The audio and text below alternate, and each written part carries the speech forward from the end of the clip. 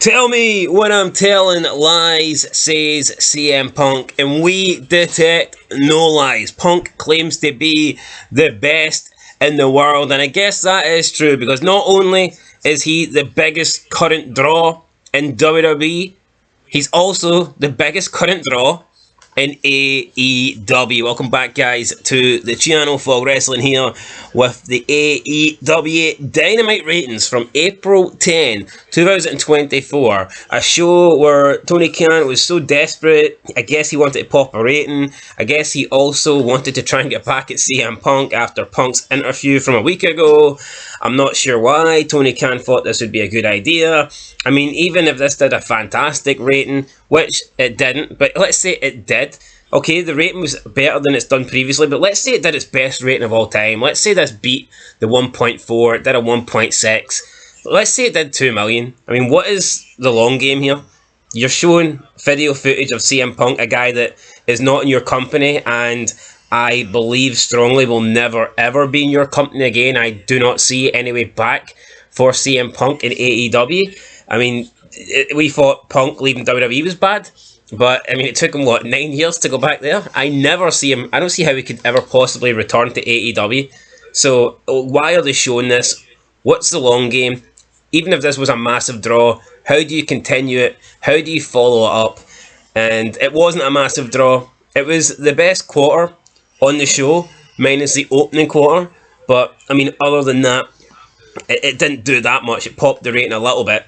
But was it worth the damage that Tony Khan has basically done here to himself and AEW and the Bucks and everybody involved for their reputation just to try and get a rating over 800,000? I don't think so. Absolutely not. Doesn't matter if it did 2 million. I mean, even if it does 10 million, right? Yeah, maybe the odd person might stay for next week. But it doesn't change anything. It doesn't do anything. And I actually think the number they got is quite pathetic considering how much hype there was around this. And even if Punk does come back in 5 years, what does it do?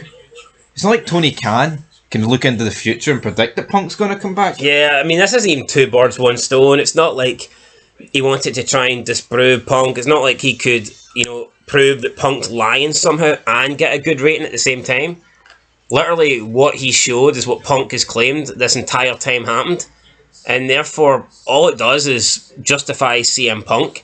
It verifies what he was saying was true, and it didn't really improve the rating that much. So I don't know, just a big failure for Tony Khan. It only works if Tony Khan tries to get heat on himself for this in like an authority role. But we know he's not going to do that. Yep, and people are, but look at Jack Perry, he's coming out with a Chicago flag and wearing a jacket that says "Cry Me." Yeah, but he's in New Japan. What the fuck does that do for AEW? Nothing. Yeah.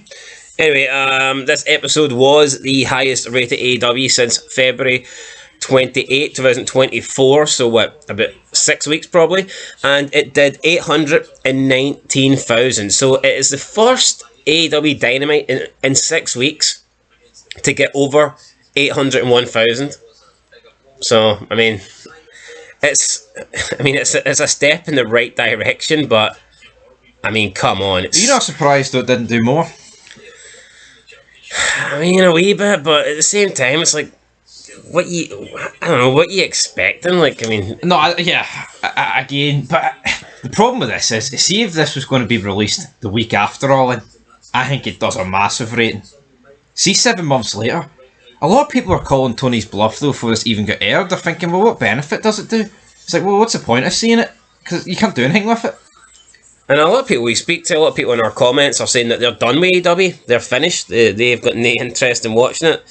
So, I mean, yeah, but let's look at some of the key details. So, this week is up 9% from last week in the viewership. Last week was 752,000. This week was, obviously, 819, so that's up 9%. So, I mean, we almost got 10% increase there. When you think about it, it's okay. And then if you look at the demo, this demo was actually the best demo that they have done in a long time. A very long time, actually, since January 17th. So we're talking nearly 3 months. This was a 0.30. And if you compare it to last week's demo, which was a 0.23, the demo is up 30%. So that is a massive increase. Viewership wasn't that big, but in terms of the demo was up 30%. So we're talking like almost a third of the people that watch. You got another third watching. Yeah, so I mean 30% is a big increase. No, it's a big increase, but again, like it'll be back down next week, and so what? Tony can't. I just don't get it. I don't. If it was to disprove Punk and make him look like an idiot, but then it would even if Punk did lie, right, and Jack Perry battered the shit out of CM Punk, does it really change much? Oh, it kind of fucking puts CM Punk in a dodgy. Let's be honest though. We knew Jack Perry wasn't going to batter CM Punk. No. And people are going to be like, oh, do you see your MMA career? No, it doesn't matter. Have you seen the size of Jack Perry? Alright, Punk couldn't beat a legit fighter in UFC. Does that mean he can't fucking beat up Perry and the Young Bucks? I mean, I don't get that logic. I mean, it's CM Punk's not fighting Brock Lesnar backstage or like a hard ass, like a Booker T. Some people seem to think it's better to be 0-0 in UFC than 0-2. Just because you haven't had a match. Punk's actually 0-1. No, true. Mike Jackson's a drug cheat. Straight edge pays, brother. So, I mean... They should have gave him the win for that. I CM Punk's 1-1. I want a rematch.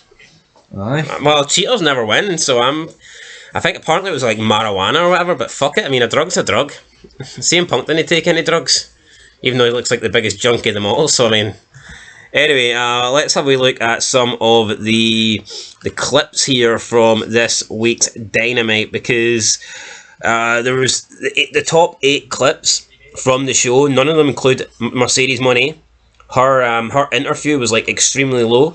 So approximately 24 hours after this aired, the highest rated clip was the Young Bucks showing this footage. Now you need to keep note that the YouTube clips didn't have the actual footage, so therefore I'm not expecting this to do massive. I mean, I think the first few people tuning in would have been hoping to see it, and then after that maybe word got passed around that if you want to watch what actually happened, you can't do it on the YouTube version of AEW's account. But yeah, there was a lot of people that would still click on it though. Yeah, I clicked on it thinking. This got 226,000 views. Not great.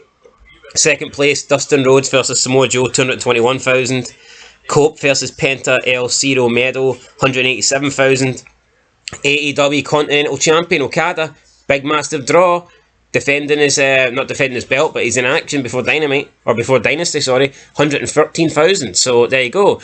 The aerial assassin Will Ospreay cutting a promo on Triple H. He's not afraid of the grind. Well, I mean, he's not grinding the numbers in. He's afraid of the numbers. 103,000 after 20, and these are guys that fucking Tony Khan has paid big money for. And also, let's not get it twisted. This isn't a Will Ospreay promo. This is a Will Ospreay dig at Triple H. Therefore, it should draw. Yeah, no, it should draw. Like, because you take out the Triple H dig, you're probably cutting your number in half. If someone relevant cuts a dig at Triple H, you know it's going to go up.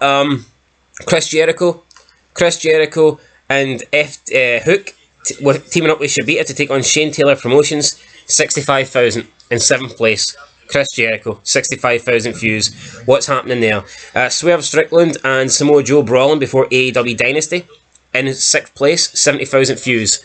The world title feud, in the clip of this, a big brawl between the two of them, only gets 70,000 views. Mariah May versus Anna Jay, 65,000 views. And Mercedes Moné, not even enough views to get in the top 8. So Mercedes Moné, highest paid female of all time.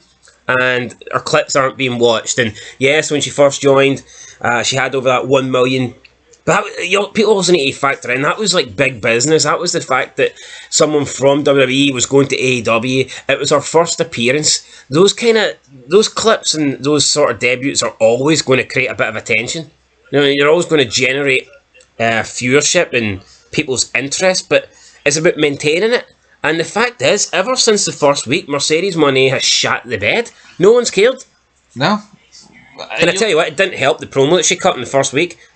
I'm not saying she'd have continued to draw to that level had she cut a better promo, but I don't think she helped herself with her debut. No, absolutely not. And these numbers are pitiful, man. All their big draws, big signings, for a couple of weeks ago. Look at the numbers they're pulling in. Yeah, pathetic. So this is our best. This is our best rating since signing Okada, Mercedes Moné, and Ospreay, and they pretty much only did it because they aired a CM Punk clip. So take from that what you will. I mean, Tony Khan has spent nearly 40 million on those three. They should be. I mean, you're spending 40 million. Three people should be getting you above the million. That's not asking too much. No, it's mad. See, with 40 million, like, you could get some of the biggest stars of all time. Like, I'm not saying they would automatically sell it, but at least run it by them. No, but see, you think of WWE. See if WWE are going to spend 40 million. They're going to be getting like Rock, Brock Lesnar, Cena. That's the kind of caliber of guys that you're talking about. AEW spent 40 million, and I mean they're getting two guys that majority of people have never heard of, and a woman whose attitude is probably not worth the talent she has, and hasn't been seen on a mainstream company and national television in 2 years. So, like, what are you really getting there? And even then, when she was in WWE, was she the draw or was WWE the draw? WWE, damn it. So there you go. Anyway, guys, who's the draw in AEW? It's CM Punk, and he's not even there. Sucks for them. Catch you in the next one. Till then, peace.